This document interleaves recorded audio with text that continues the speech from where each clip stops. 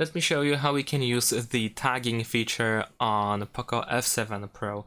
So we're gonna go to the camera, and if we switch to video, and if we have the tagging option added or activated, more precisely if you go to camera settings, then over here we have allow tagging videos. So if you have this option enabled, you should be able to tap tag while shooting a video to be able to go back to tagged moments during the playback.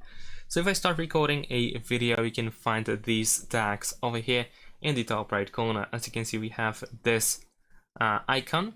We can tap on it in order to add the tag, and of course we can add multiple tags. If you tap, you will also see how many tags you have added so far.